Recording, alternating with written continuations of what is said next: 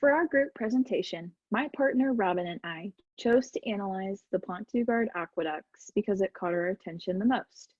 The architecture and uniqueness of the aqueducts, as you can see here in the picture, caught our eye and we were intrigued to learn more about it. I was excited to learn more about such an interesting piece of work within the research that I had conducted. While I was doing research on the Pont du Gard aqueducts, I was not disappointed with what I had found. It seems that the aqueducts were built for a significant reason during this time, and yet they still hold meaning to this day. Learning about pieces that were built years and years ago, yet still have significance to this day, is interesting, and I feel that we can learn something from the architecture of these types of pieces. The establishment and creativity that was put into this bridge is inspiring, and I was very impressed with what I had learned about this piece so far, and I hope to learn more as I go.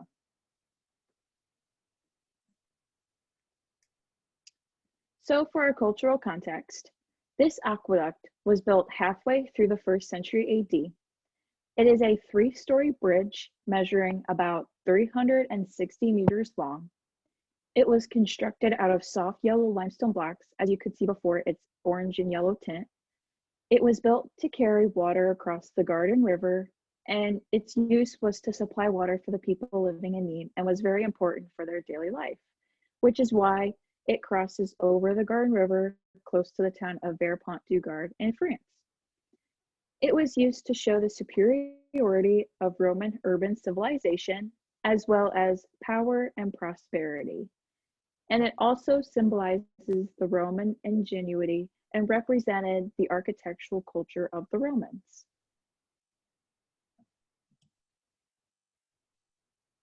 So as you can see here on the left, this is a more zoomed out picture of where it is located on the country of France down to the bottom.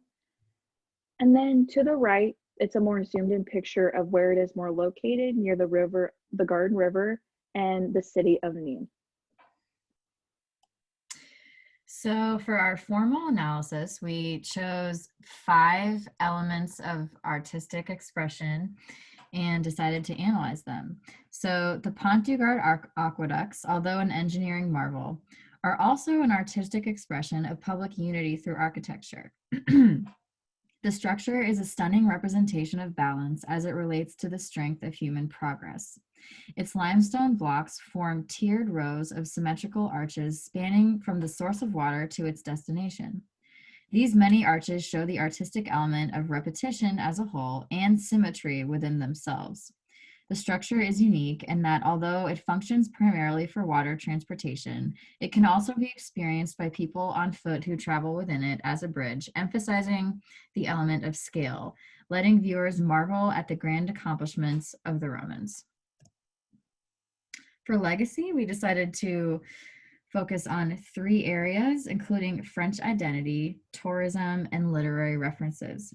For French identity, many French monarchs in the coming centuries after the fall of the Romans would seek to associate themselves with this symbol of achievement and power by visiting the Pont du Gard, accompanied by grand entertainment.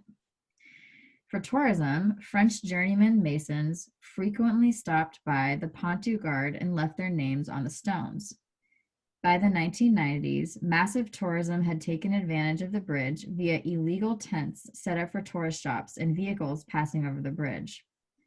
In 1996, a new project to pedestrian the bridge began by the French government along with the EU. A visitor center was built on the north side of the structure and provides historical context for visitors. Here you can see visitors on the 2nd level of the Pont du Gard aqueducts overlooking the Garden River. For literary references, the Pont du Gard has been observed by many great novelists since it became a tourist destination. In 1783, Jean-Jacques Rousseau, a Genevan philosopher, writer, and composer, visited the Pont du Gard aqueducts and wrote this: "I wandered about the 3 stories of this superb edifice, although my respect for it almost kept me from daring to trample it underfoot. The echo of my footsteps under these immense vaults made me imagine that I heard the strong voices of those who had built them. I felt myself lost like an insect in that immensity. While making myself small, I felt an indefinable something that raised up my soul, and I said to myself with a sigh, Why was I not born a Roman? In 1884, novelist Henry James also visited the Pont du Gard aqueducts and said, "When the vague twilight began to gather, the lonely valley seemed to fill itself with the shadow of the Roman name, as if the mighty empire were still as erect as the supports of the aqueduct."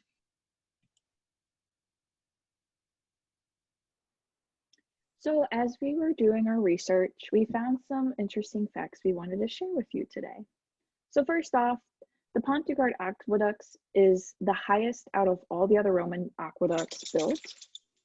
It is used to carry about 1.4 million gallons of water a day when it was used back then.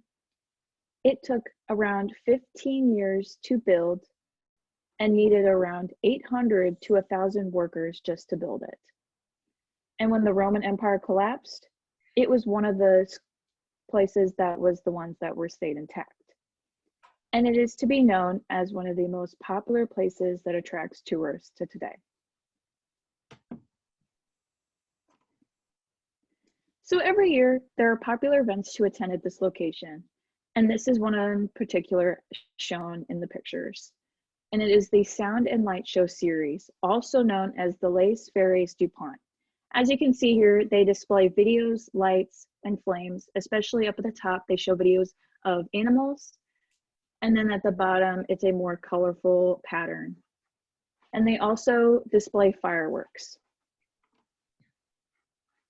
So for our closing paragraph, I'll just share what I wrote about my experience with the Pont du Gard aqueducts.